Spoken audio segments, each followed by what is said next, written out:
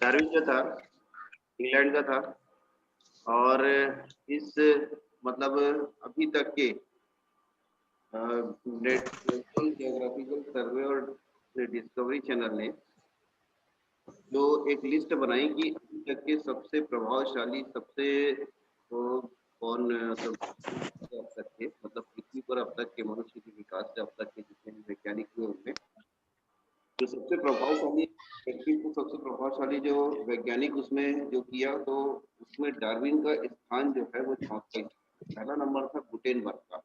Gutenberg कौन? ने printing press का आविष्कार किया। बहुत सारे उन्होंने अपने क्राइटेरिया रखे थे तो डार्विन का नंबर उन्होंने दिया चौथा। ठीक है। डार्विन का पूरा नाम था चार्ल्स रॉबर्ट डार्विन। ये डिग्री उसकी FRS FRGS FLS FZS actually ये सब फेलो है, डिग्री नहीं है फेलो, तो उसकी केवल ग्रेजुएशन है। लेकिन ग्रेजुएशन के बाद उसने इतने मतलब ये तो इतना बड़ा काम किया उसने। तो डार्विन जो था उसके पिताजी जो थे, पहले उसके दादा के बारे में बात करते हैं कि डार्विन के दादा जो थे चार्ल्स इरेस्मस डार्विन, वो फिलोसफर थे और लेमार्किज्म के सपोर्टर थे। ठीक है। 12 फरवरी 1809 को श्रीसबरी इंग्लैंड में इसका जन्म हुआ था डार्विन का। और 19 अप्रैल 1882 डाउनी उसकी जगह का नाम है, उसके मकान का नाम था डाउनी, वहाँ कैंट में, वहाँ पर उसकी डेथ हुई थी। ठीक है।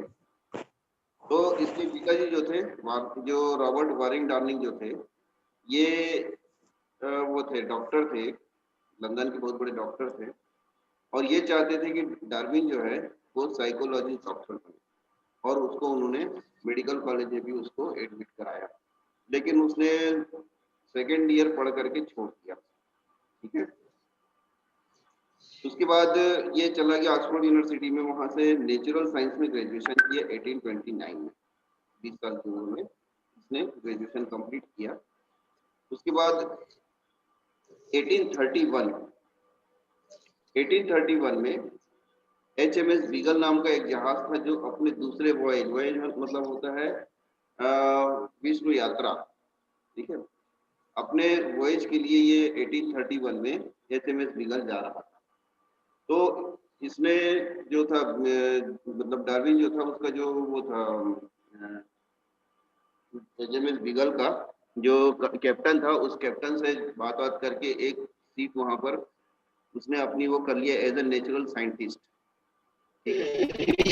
वहां से नेचुरल साइंटिस्ट के रूप में उस जहाज में सवार हो गया, क्योंकि इसको बड़ी शुरू से चाहत थी डार्विन को कि नेचर जो है, नेचर को जानने की, नेचर के पीछे उसके बड़ा मतलब उसका वो रहता था कि नेचर को कैसे जान, मतलब उसके पीछे उसका दिमाग जियोलॉजी में ज्यादा चलता था, जियोलॉजी और नेचुरल साइंस में ज्यादा चलता था, डॉक्टरी में कम चलता था उसका। इस कारण से उसने उसको HMS बीगल में जो अपॉर्चुनिटी मिली उस अपॉर्चुनिटी को थोड़ा नहीं और चला गया। अब जब वो जहाज में जब वो गया तो वहां पर उसको शुरुआत में तो बहुत सारी प्रॉब्लम हुई। तो यहाँ पर मैं थोड़ा सा तुमको ये बताता हूँ जो रूट था इसका। ठीक है।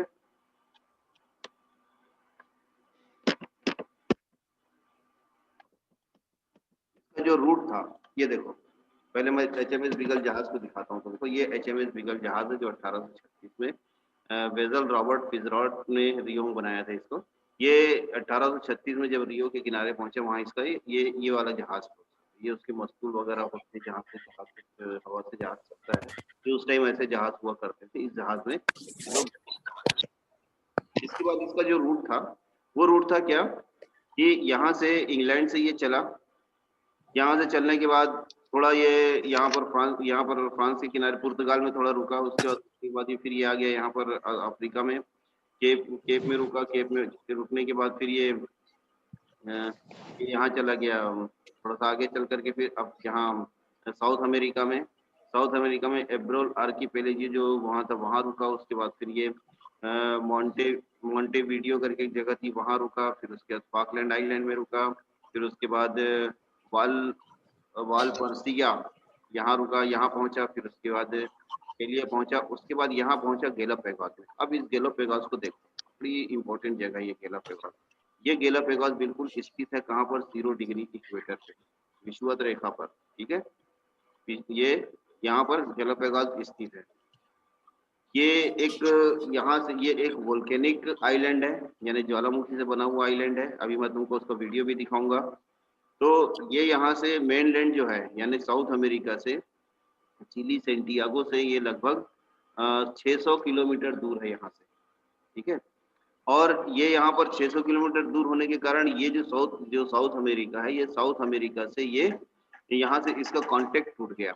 अब ये कांटेक्ट इसके बीच में नहीं रहा, तो यहाँ के जो एनिमल या प्लांट थे, ये एनिमल जो थे ये यहाँ से यहाँ नहीं जा सकते थे, ठीक है। तो यहाँ पर जो एनिमल थे, यहाँ पर में जो एनिमल थे, ये एनिमल को वहाँ पर इतनी स्वतंत्रता मिली कि वहाँ पर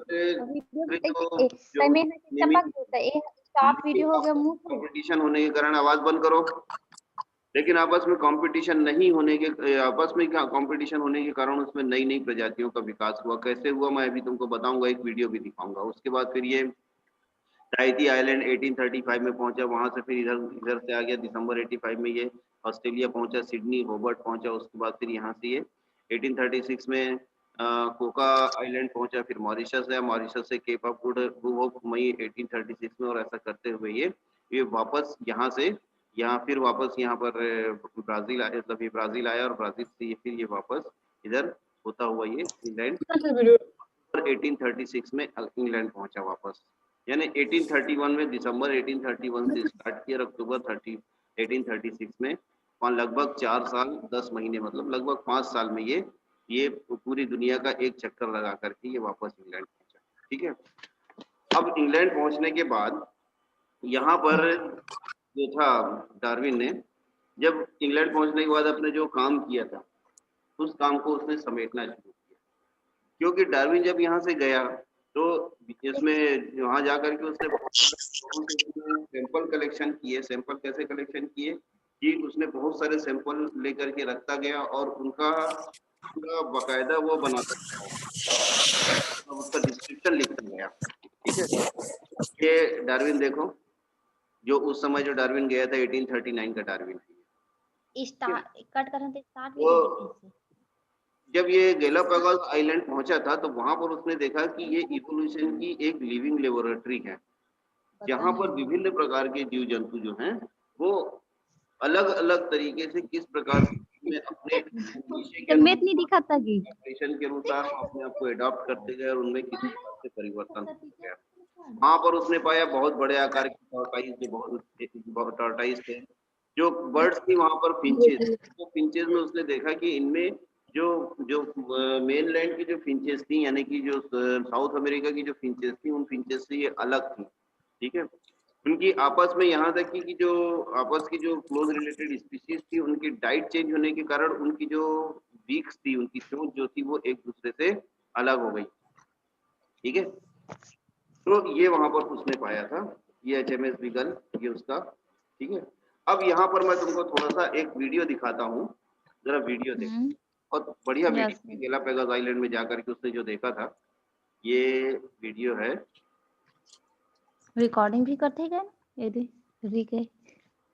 ये वाला वीडियो दिख रहा है वीडियो? Yes sir. ये वीडियो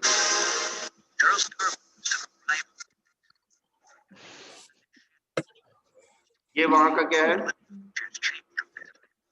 ये टॉर्टाइज वहां के देखो कितने बड़े बड़े टॉर्टाइज हैं वहां पर। यस सर, ठीक है। Yes sir. पेंगुइन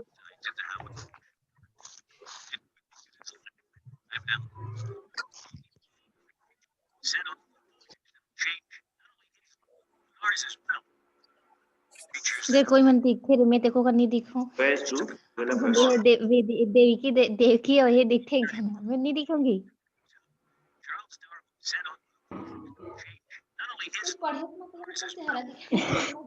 ये बता रहा है कि जब डार्विन 22 साल का था तब वहां पर ये गया था।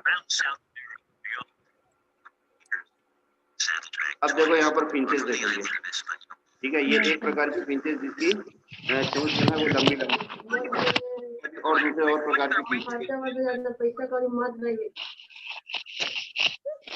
मैंने देखा सर माइक बंद करने बोलो ना सब। ये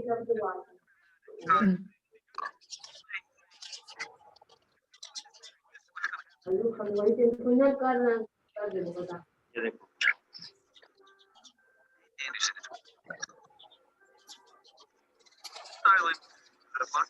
फाइनल ईयर के पर्ची तो में की फाइनल ईयर के अकाउंट छोड़ा देखो यहाँ पर इसकी भी लंबी है और सामने आके कर्व हुई है ना। Yes sir Also, the breast feathers are whitish and some of the other species are much cleaner in the breast. The point is that nearby islands have very ये ऑनलाइन है सर क्या दिखा रहा है वो? amateur birders to know the difference.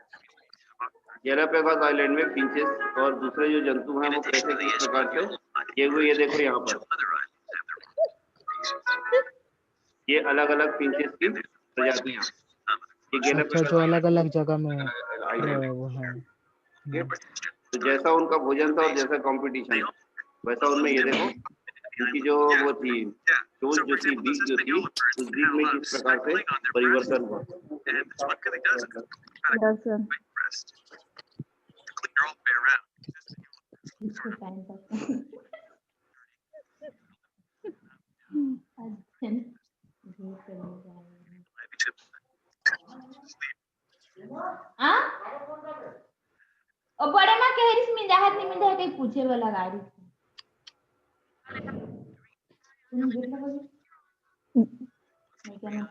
Time pass करने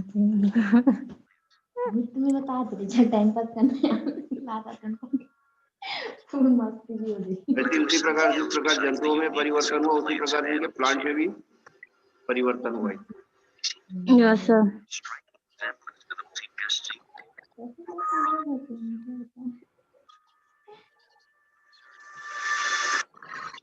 मुला आवाज आती कभी किसी कर आवाज आती आते नहीं करो मुला करती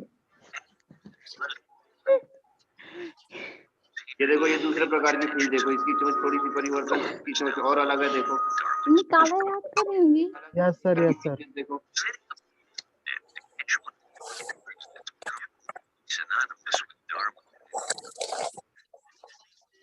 Sounds. They often sound like dark holes. अब ये देखो ये अलग प्रकार की फील देखो इन्होंने पकड़ करके ये इसकी स्टडी करने में बता रहे हैं। Today, Darwin's finches are in all the textbooks as the classic example of how things adapt to their environment. Each of the 13 ये फ्रूट खाने वाली डाल ये कीड़े खाने वाली है ना। suits its lifestyle.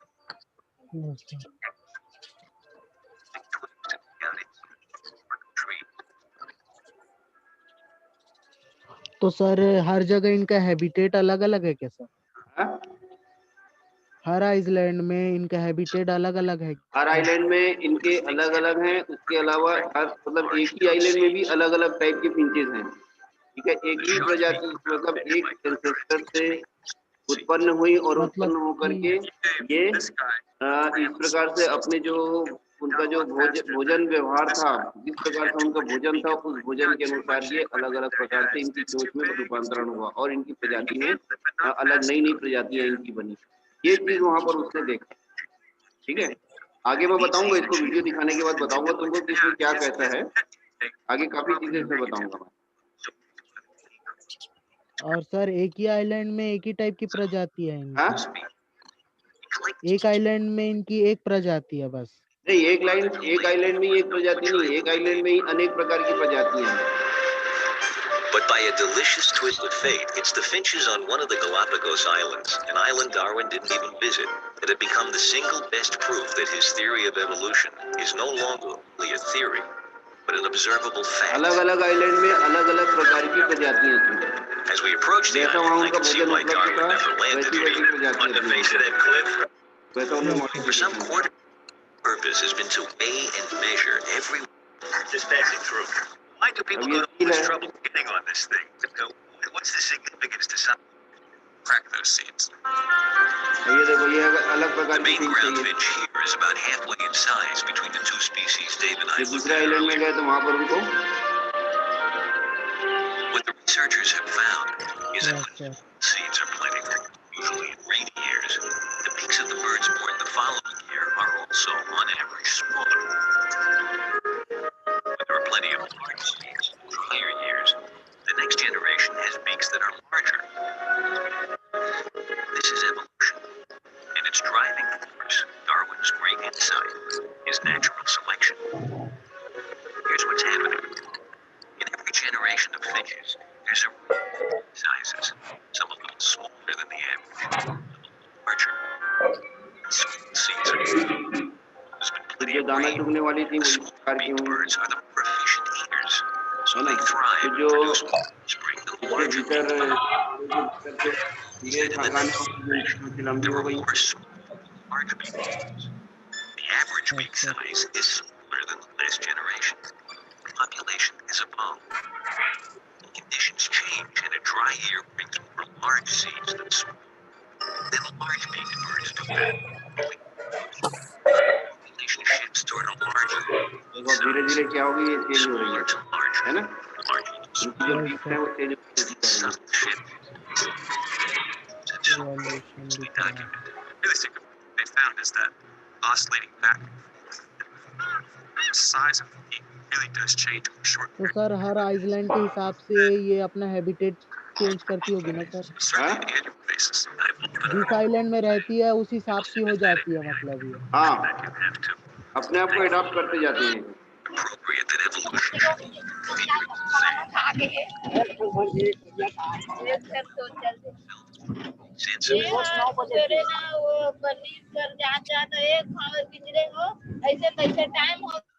ये देखो जो islands फूल have खाने different वाली जो है finches, वो किस प्रकार की है, but also है ना? अब different इनकी walking चूज देखो, ये birds, दूसरे प्रकार की finches different हैं, plants, different tortoises. अब ये देखो यहाँ पर जो टॉर्टाइस By the हैं, time जो their है ना, ancestors arrived in the archipelago, in tortoise the को animals देखो, on different islands have gone their own independent ways, shaped by the conditions they found themselves in, until eventually sir they क्या became बोले इन different tortoise को क्या? species. Galapagos tortoise काफी famous है ये।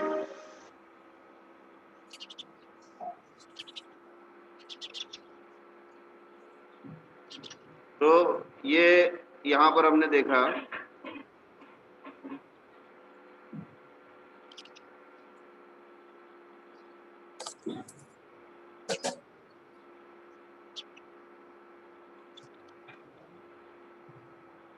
हाँ, अब दिख रहा है तुमको स्क्रीन?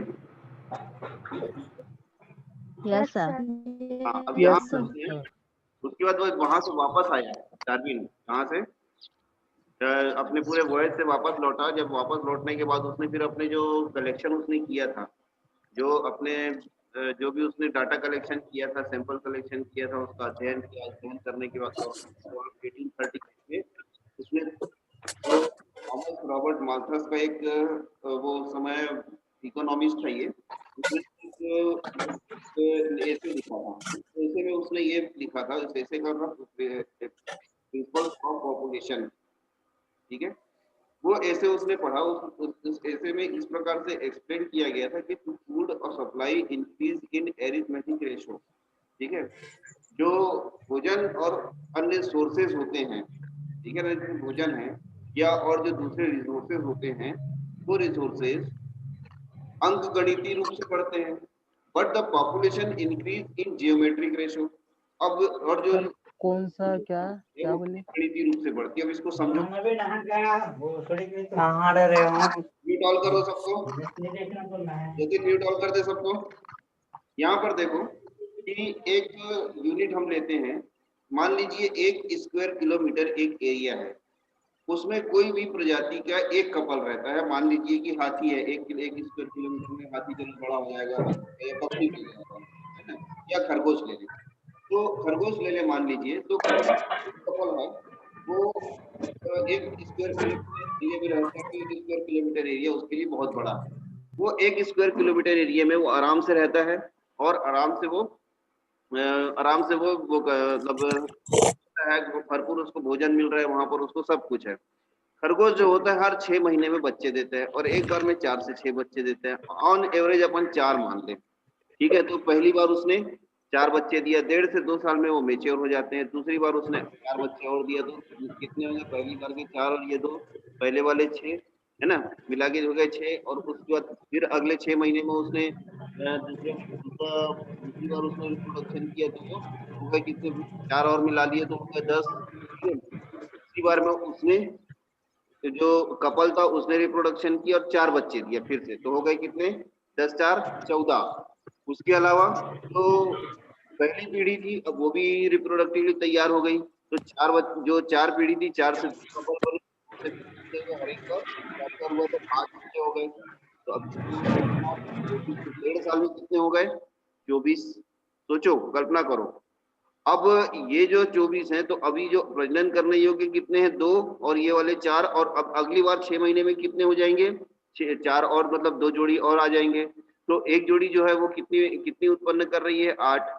ठीक है, तो ऐसी 3 जोड़ी और, मतलब 3 ऐसे ये करने वाली 5 जोड़ी हो गई, तो 8 पंचे 40, 2 साल में 40 और पहले के 24 कितने हो गए, 64। एक जोड़ी वो थे खरगोश थे, 2 साल के भीतर हो गए 64। अब ये सोचो 4 साल के भीतर कितने बढ़ेंगे, 64 का 1/10 नहीं होंगे। इसको अब ये मल्टीप्लाई करो हर एक कपल का, 64 में से जो 2 कपल को छोड़ दो, मतलब 8 को छोड़ दो, बाकी के जितने बचे, यानी कि कितने बचे, 56 के कपल हो गए कितने, 28। तो 28 कपल हर एक 4-4 बच्चे पैदा करेगा, तो कितने हो जाएंगे, 28 चौक, ठीक है ना, 256, नहीं कितना हुआ है, 28 56 और 2 112, है ना। तो ये हो जाएंगे 112 और पहले के 64। तो अगले 6 महीने में यानी 2.5 साल में हो जाएंगे कितने, 178। ठीक है, ये 176, 2.5 साल में 176 हो जाएंगे, जबकि एरिया कितना है, केवल उतना का उतना ही है, 1 स्क्वायर किलोमीटर। 2.5 साल पहले एक जोड़ी खरगोश थे जो 1 स्क्वायर किलोमीटर में खेलते कूदते खाते पीते थे, लेकिन 2.5 साल बाद वो कितने हो गए, 176 इतने हो गए, सोचो, है ना। तो इतने सारे हो जाएंगे, तो ऑब्वियसली वहां पर जो भोजन है उसकी कमी पड़ेगी, आवास की कमी पड़ेगी, जगह भी उनको कम पड़ेगी। तो इसके बीच में क्या होगा कि उनके बीच में आपस में कंपटीशन होगा, तो वो अपन आगे देखेंगे कैसे होगा। ठीक है, यस सर। इसके बाद इसी समय डार्विन जब अपना काम कर रहा था, तो उसने जो अपना काम कर रहा था, अपनी जो स्टडी कर रहा था, ये डार्विन के साथ एक सबसे बड़ी प्रॉब्लम ये थी कि डार्विन बीमार बहुत रहता था, हमेशा ज्यादातर टाइम वो बीमार रहता था, तो इसलिए बहुत तेजी से वो काम नहीं कर पाता। उसी समय एक अल्फ्रेड रसेल वालेस नाम का एक वैज्ञानिक है, जो मलाया यानी इंडोनेशिया वगैरह जो एरिया है ना, वो वहां पर अपना काम कर रहा था, जो मलक्का, बाली, इंडोनेशिया, फिलीपींस, इनके बीच में, वहां पर भी वो जो वहां की जो वहां की जो बायोडाइवर्सिटी थी उसके ऊपर काम कर रहा था। तो वहां पर उसने जो देखा, जो स्टडी किया, वो study the tendency of variation to depart from original type. मतलब समझो इसका भी, टेंडेंसी ऑफ वेरिएशन, परिवर्तन की प्रवृत्ति, to depart from original type, जो ओरिजिनल टाइप यानी कि जो मूल मूल प्रजाति से परिवर्तन की प्रवृत्ति, ये इससे उसने अपना एक वो बनाया, अपना जो वो किया था, अपना जो रिसर्च पेपर उसने रिसर्च कर रहा था, वो पेपर उस नाम से उसने डार्विन के पास भेजा। ठीक है, अब तुम्हारे पास 10 मिनट बचा हुआ है ना। Yes sir. डार्विन ये किया, और उसके बाद डार्विन और वालेस ये दोनों ने मिलकर के अपना एक पेपर प्रेजेंट किया लीनियन सोसाइटी ऑफ लंदन में, और वहां पर इवोल्यूशन जो था, पहली बार इवोल्यूशन टर्म को वहां पर यूज किया गया। ठीक है, इसके बाद 1869 में उन्होंने अपनी पुस्तक प्रकाशित की, the origin of species by means of natural selection, ये पुस्तक थी उसकी। चाहो तो इस पुस्तक को मैं तुमको अभी दिखा देता हूँ आपको, मेरे पास है वो पुस्तक उपलब्ध है।